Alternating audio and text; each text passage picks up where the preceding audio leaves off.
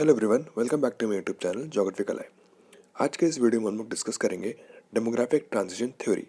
Population से related मैंने और भी वीडियोस बनाई हैं जिनकी लिंक मैंने डिस्क्रिप्शन में दे दी है।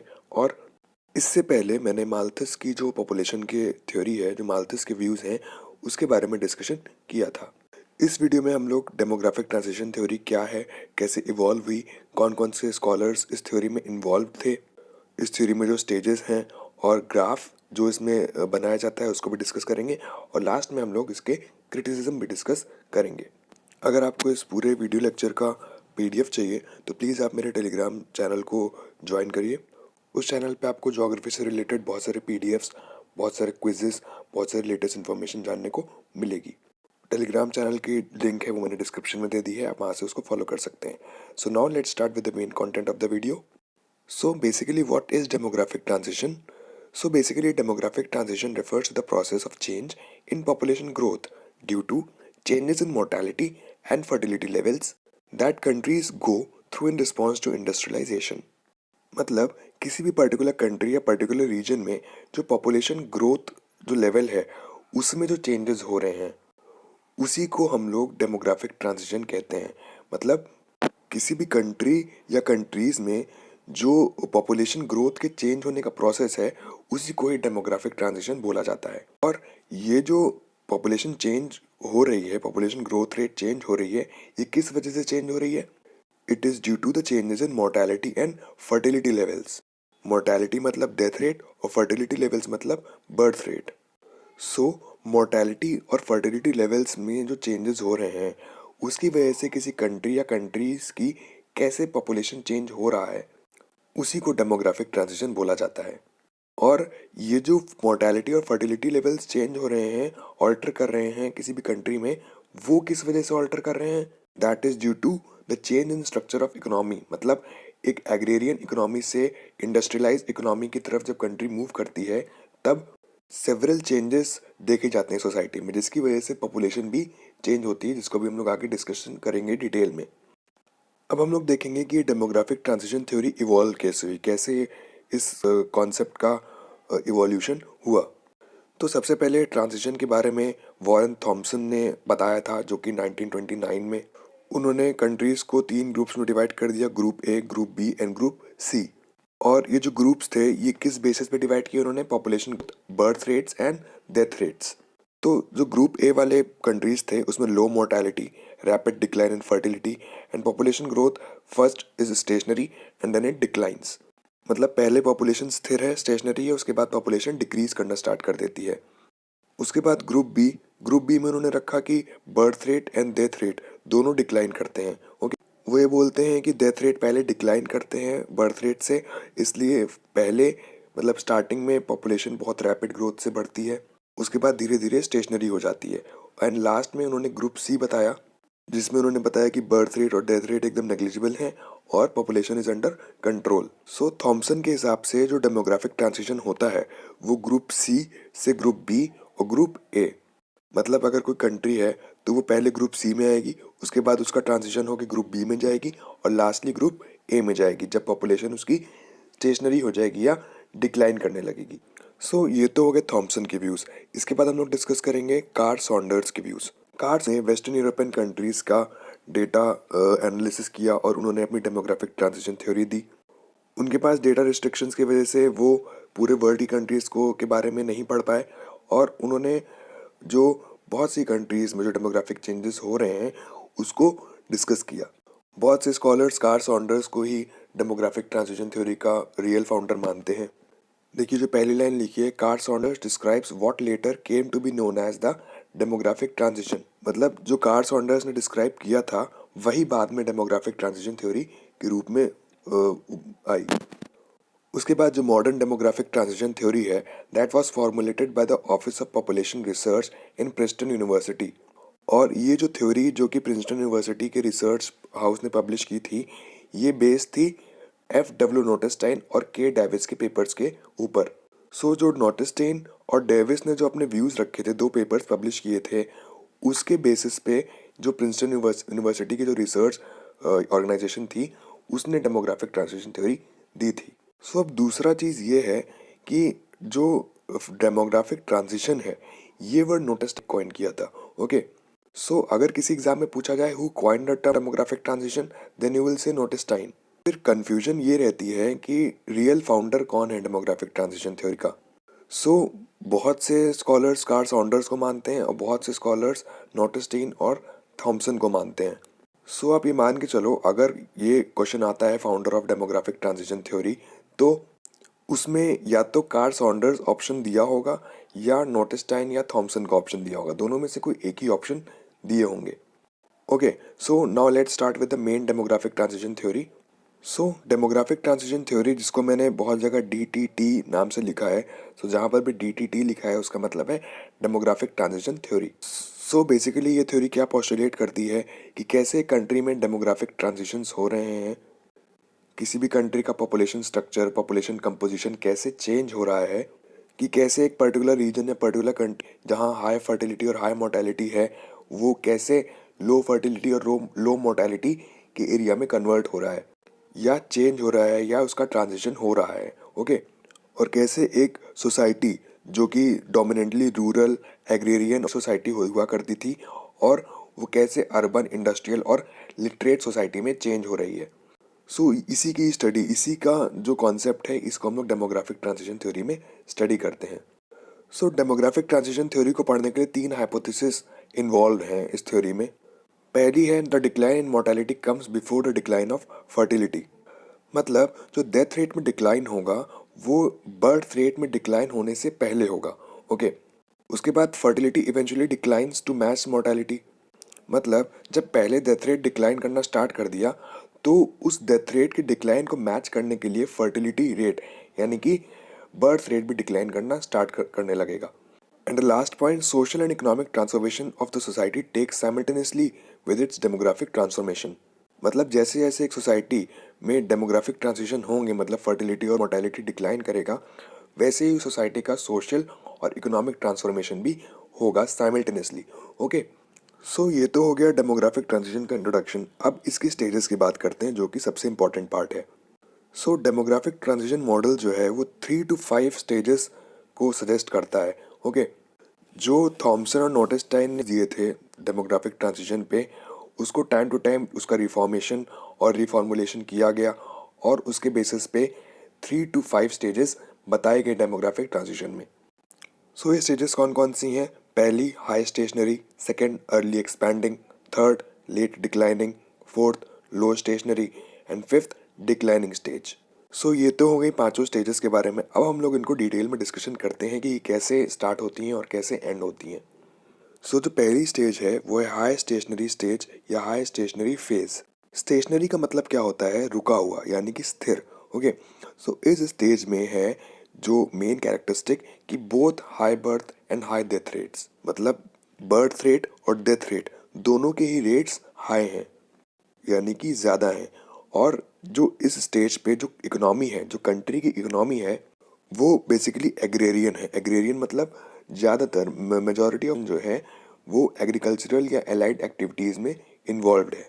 सो इस टाइप ऑफ कंट्री या इस टाइप ऑफ इकोनॉमी में बर्थ रेट्स भी हाई होंगी और डेथ रेट्स भी हाई होंगी, और इसके पीछे का रीज़न क्या है वो उसको हम लोग डिस्कस करते हैं। अब बर्थ रेट्स क्यों हाई होंगी? Because universal and early marriages. So जो एग्रेरियन सोसाइटीज़ होती हैं वहाँ पर जो शादियाँ होती हैं वो जल्दी हो जाती हैं। ओके, और इलिटरेसी वहाँ पर पहले से प्रिविलेंट है। ओके, इसके वजह से जो बर्थ रेट्स हैं वो ज़्यादा हो जाती हैं। उसके बाद जो ट्रेडिशनल बिलीव्स और कस्टम्स हैं उनके, ओके, कि शादी के बाद इतने नंबर ऑफ चाइल्ड उनको करने हैं, वो जो उनका पर्टिकुलर ट्रेडिशन कह रहा है उसके तरफ वो बाध्य हैं, जिसकी वजह से ऑटोमेटिकली बर्थ रेट ज़्यादा हो जाती है। और साथ ही साथ कोई प्लानिंग की जो टेक्निक्स हैं उसके बारे में वो बिल्कुल भी अवेयर नहीं है। ओके, और जो एग्रेरियन इकोनॉमीज़ होती हैं उनका ये एटीट्यूड होता है कि जो उनके चिल्ड्रन होंगे वो फैमिली इनकम को कहीं ना कहीं इंक्रीज़ करेंगे, सप्लीमेंट करेंगे, जिसकी वजह से ज़्यादा वो लोग चाइल्ड करते हैं, और वो ये मानते हैं कि जितने चाइल्ड होंगे ज़्यादा उतना फैमिली इनकम इंक्रीज़ होगा। सो इस वजह से भी बर्थ रेट्स इंक्रीज़ करते हैं। उसके बाद जो डेथ रेट्स हैं वो भी हाई होते हैं साइमल्टेनियसली। क्यों? क्योंकि जो डाइट लेवल है, जो डाइट्स हैं वो एकदम इनसफिशेंट होती हैं, और मेडिकल और सैनिटेशन फैसिलिटीज़ हैं नहीं। साथ ही साथ एपिडेमिक्स और वॉर्स की वजह से भी डेथ रेट जो है वो हाई हो जाती है। सो इस स्टेज में जो पॉपुलेशन ग्रोथ रेट है वो ज़्यादा नहीं है, बिकॉज जो हाई बर्थ रेट है that is compensated by high death rate. Next जो स्टेज है वो है अर्ली एक्सपैंडिंग स्टेज। इसमें जो बर्थ रेट्स हैं वो अभी भी हाई हैं, लेकिन डेथ रेट्स कम हो गए हैं। ओके, ये बेसिकली डेवलपिंग कंट्रीज में देखा जा सकता है। अब डेथ रेट्स कम क्यों हो रहे हैं उसके रीजंस देखते हैं। पहला, इम्प्रूवमेंट इन इकोनॉमिक कंडीशन। जैसे जैसे कंट्री, जैसे जैसे इकोनॉमी एग्रेरियन से इंडस्ट्रियलाइज इकोनॉमी की तरफ बढ़ती है, वैसे ही वैसे पर कैपिटा इनकम उस कंट्री की इंक्रीज होती है, और उसकी वजह से जो वहाँ पर लोग रह रहे हैं उसकी या उनकी इकोनॉमिक कंडीशन भी धीरे धीरे इम्प्रूव करती है। क्यों? जब ज़्यादा इनकम होगी पर कैपिटा तो वो ज़्यादा खर्च कर सकते हैं, उनकी डिस्पोजेबल इनकम ज़्यादा होगी। उसके बाद जैसे ही कंट्री और फर्दर डेवलप करती है तो उसका जो हेल्थ इंफ्रास्ट्रक्चर है वो और इंक्रीज अच्छा होता है, जिसकी वजह से लोगों को बेटर मेडिकल फैसिलिटीज़ मिलती हैं, जिसकी वजह से डेथ रेट अपने आप कम होने लगता है। उसके बाद improved sanitation, regular food supply, ये सब भी कुछ कॉजेज हैं डेथ रेट के डिक्रीज होने में। Next is improve law and order situations. पिछले केस में हमने देखा था कि वॉर्स की वजह से भी डेथ रेट उनकी हाई थी, लेकिन यहाँ पर लॉ और ऑर्डर की सिचुएशंस में इम्प्रूवमेंट की वजह से डेथ रेट्स भी कम होने लगती हैं। सो बेसिकली इस स्टेज में जो बर्थ रेट है वो अनचेंज्ड है, मतलब बर्थ हो रही हैं, ओके, लेकिन जो डेथ रेट है वो डिक्रीज कर रही है। इसका मतलब बर्थ रेट ज़्यादा है और डेथ रेट कम है। इस स्टेज में जो पॉपुलेशन ग्रोथ होगी वो एक्सेलरेटेड रेट, मतलब जो पॉपुलेशन है वो बहुत तेज़ी से ग्रो करेगी। ओके, तो नेक्स्ट स्टेज 3 यानी कि लेट डिक्लाइनिंग स्टेज। इस स्टेज डेथ रेट्स जो है वो स्टेडली यानी कि धीरे धीरे डिक्लाइन कर रही है। अब इस स्टेज में आकर के एक पर्टिकुलर कंट्री की बर्थ रेट भी सिग्निफिकेंटली डिक्रीज करना स्टार्ट कर देगी।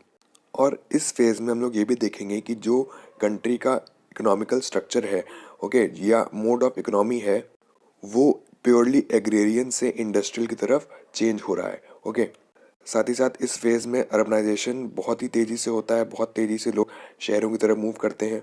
और इस फेज में जो रूरल टू अर्बन माइग्रेशन होता है वो एकदम पीक पे होता है, बहुत ज़्यादा लोग गाँव को छोड़ करके शहर की तरफ शिफ्ट हो रहे होते हैं।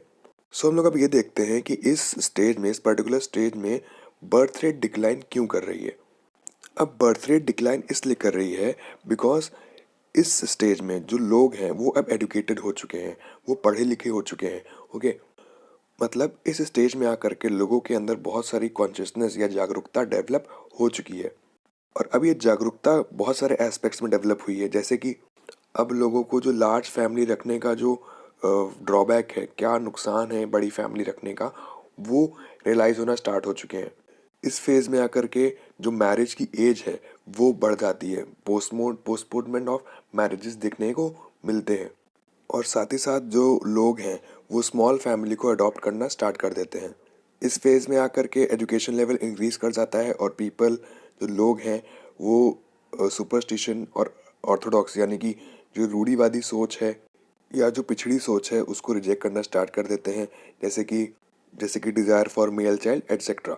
सो बेसिकली इस फेज़ में जो एक पर्टिकुलर कंट्री में जो इकोनॉमिक्स चेंजेस हो रहे हैं उसकी वजह से जो बर्थ रेट और डेथ रेट ये दोनों डिक्रीज हो रहे हैं।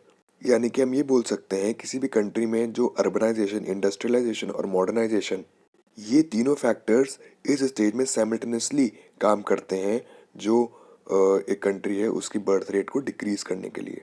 ओके, उसके बाद जो डेथ रेट है वो भी डिक्लाइन कर रही है बिकॉज मेडिकल साइंसेस ने अब बहुत ज़्यादा एडवांसमेंट हो गया है और लोगों में हेल्थ से रिलेटेड बहुत सारी जागरूकता फैल चुकी है। सो अगर हम लोग इस फेज़ की बात करें तो ये एक लेट डिक्लाइनिंग स्टेज है, मतलब अब इस स्टेज से एक कंट्री की पॉपुलेशन डिक्रीज करना स्टार्ट कर चुकी है। उसके बाद जो फोर्थ स्टेज है that is low stationary stage. So इस स्टेज में जो बर्थ रेट है और जो डेथ रेट है ये दोनों ही डाउन हो जाती हैं, मतलब दोनों ही डिक्रीज करना स्टार्ट कर देती हैं। ओके, और ये जो बर्थ रेट और डेथ रेट्स हैं इस स्टेज में ऐसे डिक्लाइन करते हैं कि कभी कभी ये ज़ीरो और कभी कभी ये नेगेटिव भी देखने को मिलते हैं। और जो बर्थ रेट है वो डेथ रेट से भी कम हो सकता है, कम हो जाता है, जिसकी वजह से जो पॉपुलेशन है वो डिक्रीज होती है। ठीक है। इस स्टेज में आकर के इकोनॉमिक डेवलपमेंट एक बहुत ही ज़्यादा हो चुका होता है और जो पीपल का स्टैंडर्ड ऑफ लिविंग है वो बहुत हाई लेवल का हो चुका है। साथ ही साथ इस स्टेज में आकर के जो लोगों का आउटलुक है वो बहुत ज़्यादा चेंज हो चुका है और अर्बनाइजेशन, इंडस्ट्रियलाइजेशन ये बहुत ही पीक लेवल पे हो चुके हैं, जिसकी वजह से जो लिटरेसी रेट्स हैं वो बहुत ज़्यादा हाई हैं और जो पॉपुलेशन है वो एकदम स्टेशनरी यानी कि स्थिर हो चुकी है। ओके, सो ये थी फोर्थ स्टेज यानी कि लो स्टेशनरी स्टेज। इसके बाद कुछ कुछ बुक्स में एक स्टेज 5 भी दी रहती है जिसको हम लोग डिक्लाइनिंग स्टेज बोलते हैं। सो ये डिक्लाइनिंग स्टेज क्या है? बहुत सी बुक्स में डिक्लाइनिंग स्टेज को लो स्टेशनरी स्टेज में ही काउंट किया लिया जाता है, लेकिन डिक्लाइनिंग स्टेज में बेसिकली होता क्या है कि जब पॉपुलेशन की ग्रोथ रेट नेगेटिव होती है, जब पॉपुलेशन डिक्रीज करना स्टार्ट कर देती है, तब हम उसको डिक्लाइनिंग स्टेज बोलते हैं। अब हम लोग देखेंगे कि ये जो डेमोग्राफिक ट्रांजिशन थ्योरी का जो ग्राफ है वो कैसे समझे। ओके, सो जो ग्राफ की एक्सिस है उसमें जो एक्स एक्सिस है उसमें टाइम लगा हुआ है और जो वाई एक्सिस है उसमें बर्थ रेट और डेथ रेट है पर 1000 में। ओके, सो जो एक्स एक्सिस है उस पर 4 स्टेजेस डिपिक्ट की गई हैं: high stationary, early expanding, late expanding and low stationary. और ये जो ग्राफ है इसमें टोटल 3 कर्व्स हैं। ओके, जो पहला कर्व है जो कि पर्पल कलर का है दैट इंडिकेट्स बर्थ रेट, उसके बाद जो ग्रीन कलर का कर्व है दैट इंडिकेट्स डेथ रेट, और जो रेड कलर का कर्व है दैट इंडिकेट्स पॉपुलेशन ग्रोथ। तो जो पहली फेज है वो है हाई स्टेशनरी फेज। इसमें हम लोग देखेंगे कि जो बर्थ रेट और डेथ रेट के कर्व्स हैं वो स्टेडली डिक्रीज कर रहे हैं, मतलब धीरे धीरे डिक्रीज कर रहे हैं। सो जो बर्थ रेट्स और डेथ रेट्स हैं ये मोर और लेस इक्वल है, मोर और लेस कांस्टेंट है। सो इस कंडीशन में जो पॉपुलेशन ग्रोथ है वो भी मोर और लेस स्टेडी है, यानी कि धीरे धीरे पॉपुलेशन ग्रो कर रही है। इसके बाद जो नेक्स्ट फेज है अर्ली एक्सपैंडिंग, इसमें बर्थ रेट स्टेडी है, बर्थ रेट कांस्टेंट है, लेकिन डेथ रेट बहुत तेजी से डिक्रीज कर रही है, जिसकी वजह से जो पॉपुलेशन ग्रोथ की लाइन है यानी कि जो रेड लाइन है वो भी इंक्रीज करना स्टार्ट कर दी है, because birth rate is more than the death rate. इसके बाद जो थर्ड फेज है यानी कि लेट एक्सपैंडिंग फेज, इसमें जो बर्थ रेट है वो डिक्रीज करने लग रहा है, लेकिन जो डेथ रेट है वो स्टेडली डिक्रीज कर रहा है। मतलब जो बर्थ रेट और डेथ रेट है वो दोनों ही डिक्रीज करने लग रहे हैं। सो जो पॉपुलेशन ग्रोथ का कर्व है वो धीरे धीरे बढ़ रहा है आगे, मतलब स्टेडली इंक्रीज हो रही है उस कंट्री की पॉपुलेशन। उसके बाद जो लास्ट फेज है लो स्टेशनरी, इसमें जो बर्थ रेट है वो फ्लक्चुएट यानी कि कभी इंक्रीज हो रही है और कभी डिक्रीज हो रही है, और जो डेथ रेट है वो कांस्टेंट है। इसमें पॉपुलेशन ग्रोथ बहुत कम होगी या बहुत ही स्टेशनरी होगी, मतलब स्थिर होगी। उसके बाद जो फिफ्थ स्टेज हम लोग बोल सकते हैं जिसमें पॉपुलेशन ग्रोथ नेगेटिव होगी, क्योंकि बर्थ रेट अब बहुत कम हो चुकी है डेथ रेट से भी। ओके, सो पॉपुलेशन ग्रोथ नेगेटिव होने लगेगी। सो ये तो हो गई इस पूरे ग्राफ एक्सप्लेनेशन। सो क्विकली हम लोग ये देखेंगे कि जो डिफरेंट डिफरेंट स्कॉलर्स हैं उन्होंने डिफरेंट डिफरेंट स्टेजेस दी हैं डेमोग्राफिक ट्रांजिशन की।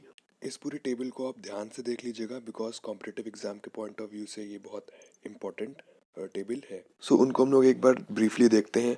तो जो डब्ल्यू एस थॉमसन थे उन्होंने 3 स्टेजेस दी हैं: pre transition, transition and post transition period. उसके बाद एफ जे नोटिस्टाइन ने high growth rate period, decreasing growth rate और पॉपुलेशन डिक्रीज पीरियड, ये 3 स्टेजेस दी। उसके बाद Karl Sax and G T Trewartha, इन्होंने 4 स्टेजेस दी थी जो कि हम लोग ने अभी पढ़ी। और लास्ट में जो सी पी ब्लैकर थे उन्होंने पहले की जो 4 स्टेजेस हैं उसमें 5th स्टेज और ऐड कर दी जिसको हम लोग डिक्लाइनिंग स्टेज बोलते हैं।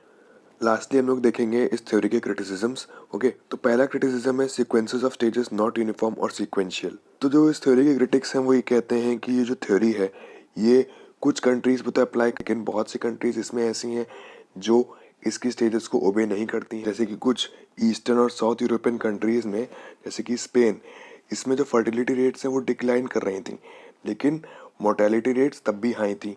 ओके, सो ये क्रिटिक्स मानते हैं कि इनकी स्टेटस हर कंट्री के लिए ठीक से अप्लाई नहीं की जा सकती। सेकंड जो क्रिटिसिज्म है उसमें ये नोटिस्टाइन ने ये बोला था कि जो बर्ड है ये इनिशियली अर्बन एरियाज में डिक्लाइन करती है, लेकिन ऐसा ज़रूरी नहीं है, जो कि स्वीडन और फ्रांस जैसी कंट्रीज में जो बर्थ रेट है वो पहले रूरल एरियाज में डिक्लाइन की। ओके, सो यहाँ पर ये थ्योरी क्रिटिसाइज की गई। उसके बाद जो नेक्स्ट पॉइंट ऑफ क्रिटिसिज्म है वो है explanation of birth rate decline very. So जो स्कॉलर्स ने यहाँ पर बताया कि बर्थ रेट क्यों डिक्लाइन कर रही है, ये कंट्री टू कंट्री डिफर करती है, एक जैसे रीजंस हर कंट्री में नहीं पाए जाते हैं, जिसकी वजह से ये थ्योरी अगेन क्रिटिसाइज की गई। उसके बाद जो लास्ट पॉइंट है वो ये कहता है कि जो थ्योरी है ये जो एडवांस कंट्रीज हैं उनसे एक्वायर किया गया जो डेटा है उसके ऑब्जर्वेशन में बनाई गई है। और डेवलपिंग कंट्रीज के डेटा को इसने कम्प्लीटली इग्नोर किया और वहाँ पर कैसे ट्रांजिशन हो रहा है उसको ये स्टडी ठीक से नहीं कर सकती। ओके, सो ये हो गए क्रिटिसिजम्स ऑफ दिस थ्योरी। अगर आपको इस वीडियो का पीडीएफ चाहिए तो आप प्लीज़ मेरे टेलीग्राम चैनल को ज्वाइन कर लीजिए और आप मेरे इंस्टाग्राम और फेसबुक अकाउंट से भी मुझसे कनेक्ट हो सकते हैं, जिसके लिंक मैंने नीचे डिस्क्रिप्शन में दे दिए हैं। Okay, thank for watching and जय हिंद।